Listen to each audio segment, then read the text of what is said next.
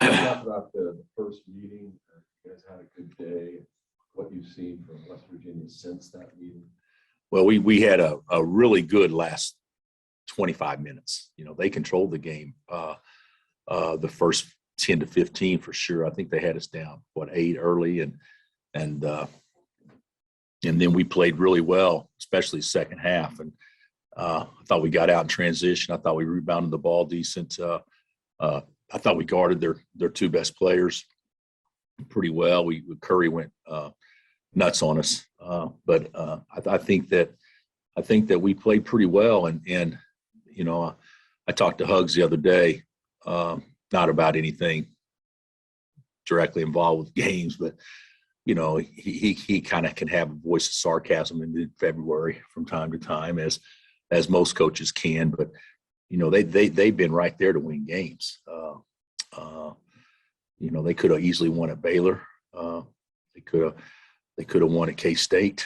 You know, there's been more games that they could have won, and you know, just didn't quite close probably the way that they had hoped. But you know, for whatever reason, you know, we've this has probably been the hardest place for us to win in the league since they've been in the league, and I think we probably had the worst record against them as anything. So you know, we're definitely approaching this as a must-win game for us, and one in which we know we'll have to play very well to do so. How much of Taz's struggle in that one with you guys? And how much is him? With what now? Taz determined in that game. With Taz, Yeah. I think you know, I'd like to say we did a decent job on him and McNeil, but I think a lot of times when you're dealing with scores, you miss the same shot you make, or you make the same shot you miss, and that determines whether or not you did a good job on them or not. So I think the thing with those two is, you know, limit their good open looks and try to take away as many opportunities for them to get to the free throw line, for them to have, you know, naked looks, for them to get to their spots. And then if you do that, then sometimes you play good defense and good scorers still score. And I think those were games where it's probably a combination. We did a good job, but also maybe a combination where they didn't have their best games as well. Coach, K-State shot 39 free throws, and part of that due to the fact they made a lot of front ends. But West Virginia, I mean, they had 23 fouls, which isn't a huge number necessarily to go with the 39. But what do you see when you watch them guard this year?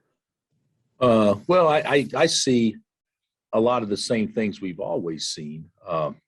They're just real aggressive on the ball. I mean, if you take good care of the basketball and you're strong with the ball, then, you know, there's obviously opportunities for them to foul, just like there is for everybody. The problem is when you get a little loose with the ball and then they smell blood, you actually foul less and are more aggressive.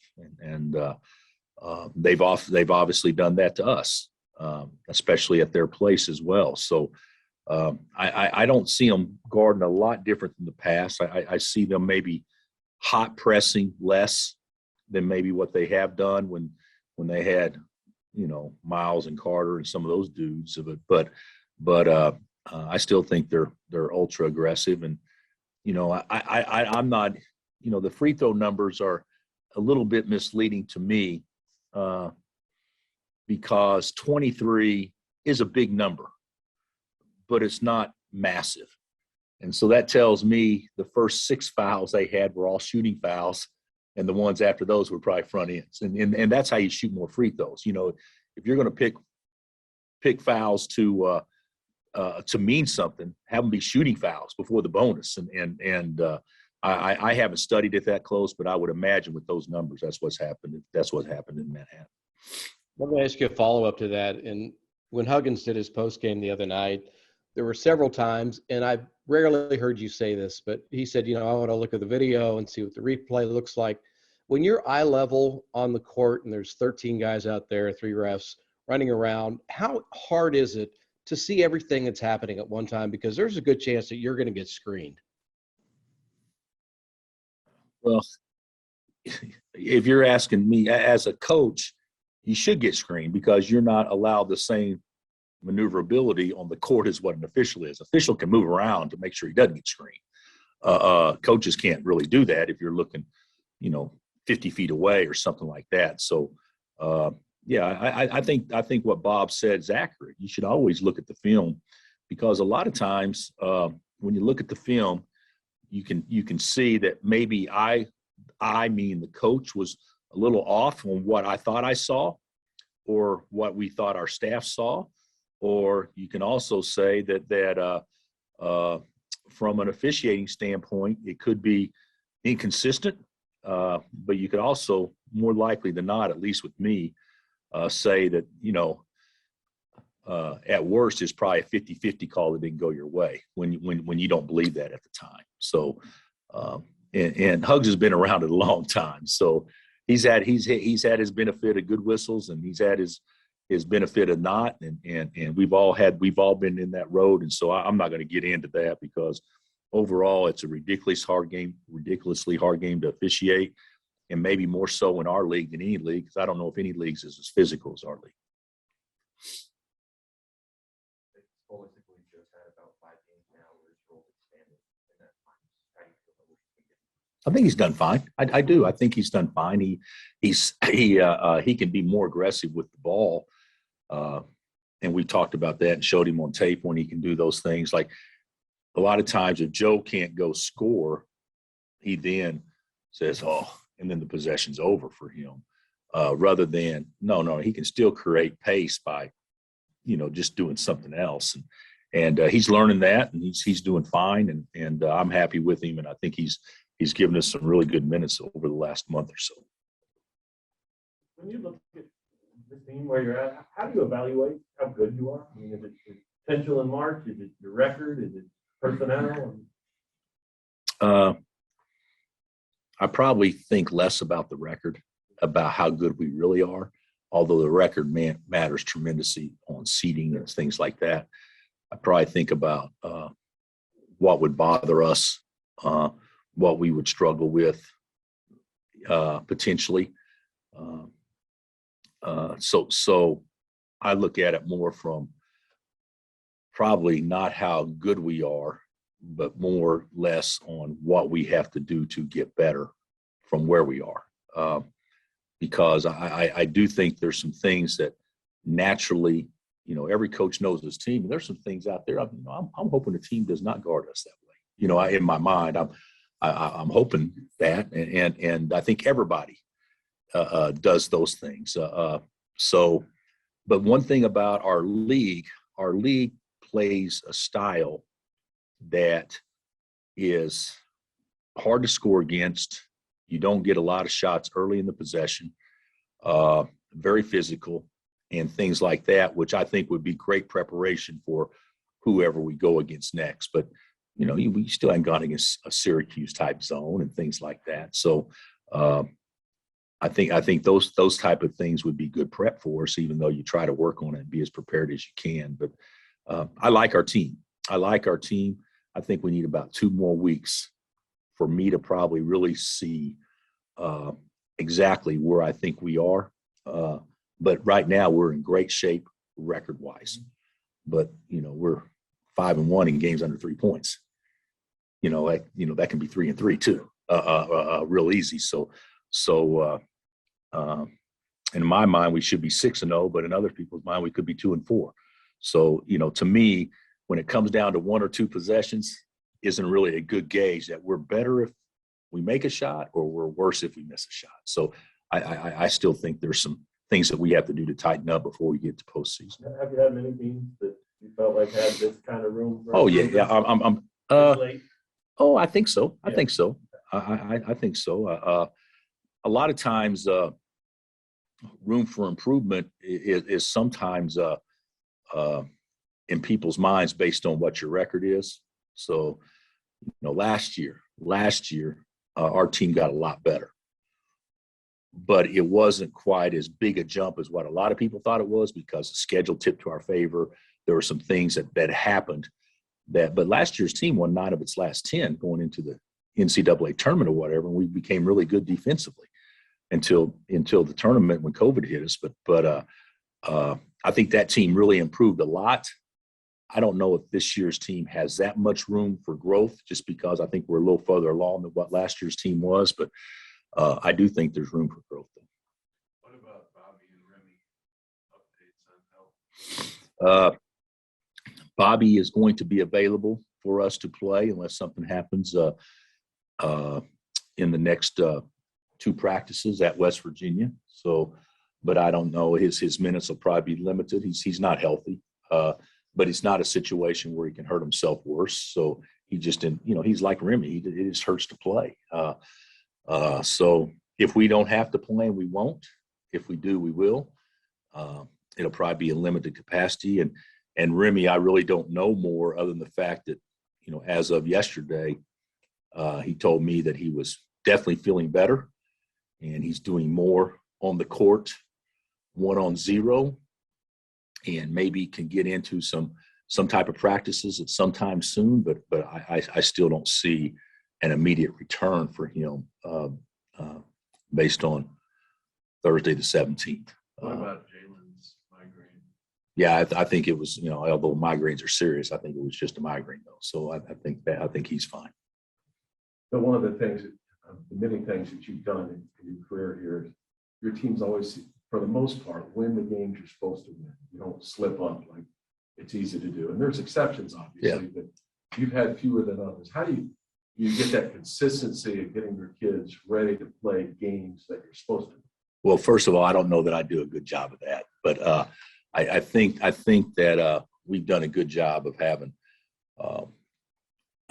better players, and I do think players in the end win more than coaches do, without question. So we've had great personnel, but I've always believed the key to having great years is not the 1 or 2 big upsets or whatever. The key to having great years is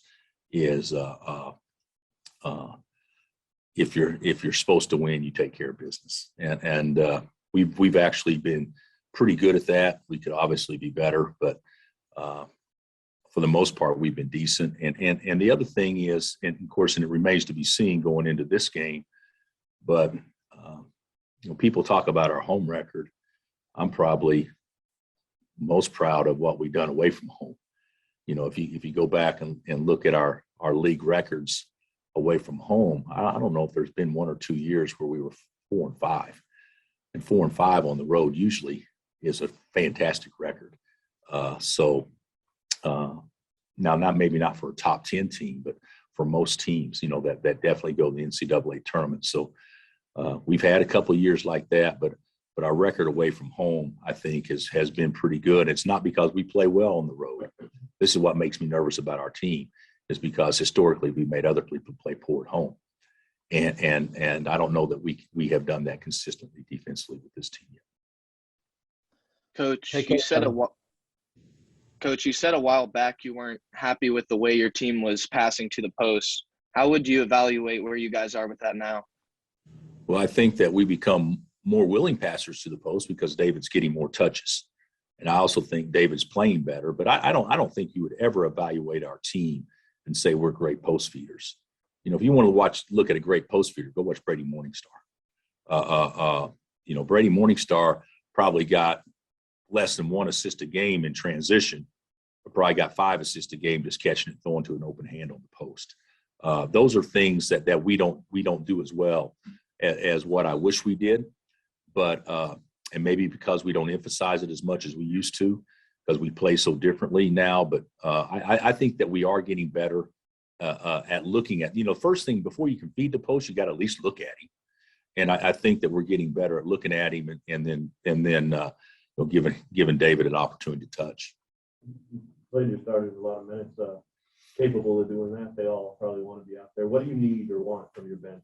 Well, I like to move the minutes down, especially for 2 players, especially for Oach and Juan. I personally think Jalen and CB can play all day. I think those 2 play, Juan's body type and Oach's quick bursts and efforts and everything. I think it's hard to play as many minutes, even though Oach leads the Big 12 in minutes played. So it'd be nice to reduce those some. But on the flip side, when you get into postseason, I don't want to say bench is overrated because it's not if you have injuries or foul problems. But time, guys can play longer in the postseason because the timeouts are so long. And so, and like we played Saturday, Monday, and guys played extended minutes. But heck, I didn't let them do anything Tuesday or Wednesday. So today's the first day back. So, we should have fresh legs going into West Virginia. Coach, this kind of follows that. And Fran was talking about it on Big Monday, kind of a tangent about margin of victory is important in net rankings now, and it changes the way coaches manage minutes at the end of a game. Is that even a consideration in your head on getting Ochai off the floor? Hey, we got to win by 26, not 14. No. But I actually agree with what Fred's saying. And I do believe that people feel that way. I'm not one that feels near as strongly that way. The thing about it is that there's a lot of things that go into different things, and everybody's got their own opinion. When you play well, it's nice to end the game knowing you played well. The other day, we're up 21 with a minute and a half left. We win by 14. I don't think that that's any form of fashion that we played our starters too much. May could have kept them in a little bit longer, to be honest with you. So at least in that one situation. So we've had numerous times here that we've won a game at home, and the margin goes from 20 to 11 or 20 to 12 in the last 2 minutes, and you leave out of here feeling a little bit like we didn't do as well as what we actually did. And so that goes into play too. You want guys to feel good about themselves too. So I think that our closing the games can be better, regardless if it's starters or regardless if it's reserves in there down the stretch. But as far as there are so many possessions in a season that could potentially impact efficiency. So if you have 1,500 possessions and you screw up 3 more, it's not going to really affect your efficiency rankings very much this time of year. So although I do know it's important, I don't feel it's important enough that we alter how we close a game out based on trying to play to the computer programs out there to determine if we won pretty enough. I still value winning as the biggest thing. And then, if you play your guys a minute too long or something like that, then we do that. But I don't think we've done that very often. I think a lot of people would say we sub too early, to be real candid with you. 23rd Street Brewery proudly presents the Bill Self Press Conference. 23rd Street Brewery is a full-service brew pub. Great food, great drinks, great fun. Dine-in, carry-out, or curbside pickup available. In Lawrence at the corner of Clinton Parkway and Castle Drive.